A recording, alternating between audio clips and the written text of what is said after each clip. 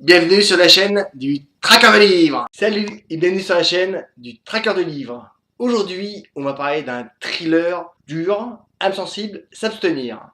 Leçon d'un tueur de Saul Black aux éditions Pocket. Comme d'hab, un petit speech rapide sur l'auteur. Saul Blake est le pseudonyme de l'écrivain britannique Glenn Duncan. Né le 17 octobre 1965 au Royaume-Uni à Bolton, issu d'une famille de 4 enfants, il est le seul de la fratrie à ne pas être né en Inde. À 15 ans, la lecture d'un livre lui révèle le métier qu'il voudra faire plus tard. Le livre en question, c'est Le Monde selon Gap de John Irving. Et son métier, ce sera écrivain. À l'université de Lancaster, il suit des études de littérature et de philosophie. En 1997, il publie son premier roman, Hope. Son troisième roman, Moi Lucifer, est nommé en 2011 pour le prix Shirley Jackson. C'est un gros coup de lumière sur lui qui lui ouvre les portes du succès commercial. Aujourd'hui, Glenn Duncan vit à Londres.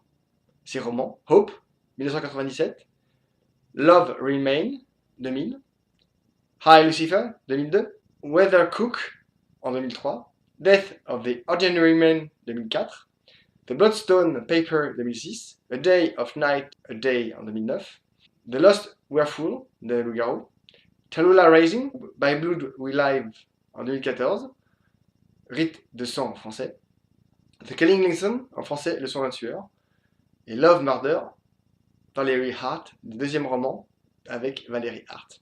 Le son d'un tueur de Saul Black, âme sensible, s'abstenir. On commence par une première scène incroyable. Les deux psychopathes en action. Ils pénètrent dans une maison et font leurs petites affaires. C'est dur, froid, brutal et ça vous donne la ligne du livre.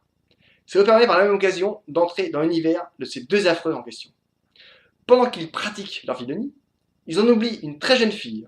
Elle arrive à fuir dans la neige. Traumatisée par les dernières images de sa mère qui lui dit de partir sur le champ, elle court à travers les bois, sans réfléchir, en s'accrochant à son bracelet porte-bonheur. Pour sa mère et son frère, elle doit survivre et surtout ne pas penser. Mais voilà qu'elle chute, le froid, les griffures qui déchirent sa peau. Le noir qui l'entoure est toujours l'image de sa mère qui baigne dans une mare de sang. Les deux hommes parcourent le pays en exécutant des femmes. Valerie Hart, inspectrice de la brigade criminelle de San Francisco, est la première à faire la connexion entre les différents morts. Dès lors, elle passe tout son temps à ça. Mais elle a d'autres problèmes qu'elle doit gérer en même temps, et pas des moindres. Par le passé, une affaire a fait exploser sa vie en 1000 morceaux. Aujourd'hui encore, elle tente de les recoller, mais n'y arrive pas toujours. La tête dans le guidon, elle poursuit l'enquête en cherchant de partout. Elle est la seule à regarder les heures de films de caméras de surveillance. C'est aussi elle qui met en place un schéma dans l'exécution des femmes. Ils sont deux. Il y a l'alpha et l'oméga. Elle sait que les femmes ne sont pas choisies par hasard. Il y a forcément des indices quelque part. Quelqu'un les a vues. Il y a déjà 7 victimes et aucune raison pour que ces fous furieux ne s'arrêtent en chemin. 7 femmes qui ont connu la peur et l'horreur. Il faut que quelqu'un les arrête. Valérie est un flic excellent. Mais elle sait aussi que cette dernière affaire l'a atteinte comme jamais. Elle marche sur la corde raide. Elle se secoue pour avancer et arrêter ses malades. Comme dans toutes les enquêtes, il suffit parfois de rien pour déclencher une pensée, un souffle de réflexion, afin que des morceaux complètement différents se mettent en marche dans une structure cohérente. Les jours passent. Quelque part dans le Colorado, dans une cabane complètement isolée, une jeune fille tente de survivre et attend que l'on vienne la secourir. Une image, une photo, une trace de pneu, quelque chose arrive, une idée, même intime, commence à se faire surface. Valérie et ses collègues suivent leur instinct. Ce petit quelque chose qui vous pousse d'un côté plutôt que de l'autre, c'est aussi pour ça qu'ils font ce boulot. Cet instinct de chasseur et cette volonté farouche d'aider les autres, même au péril de leur vie.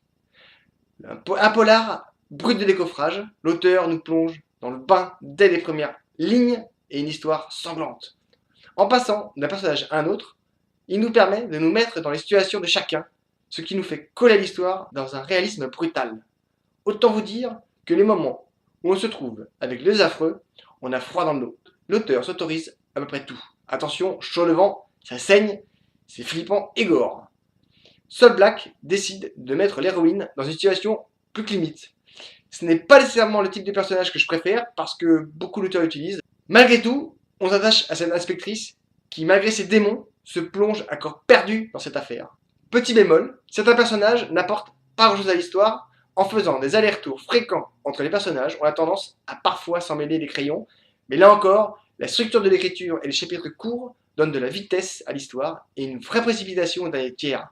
Un thriller psychologique et sanglant qui nous tient en haleine tout au long et nous fait courir à la fin. À lire donc, mais attention, âme sensible, s'abstenir.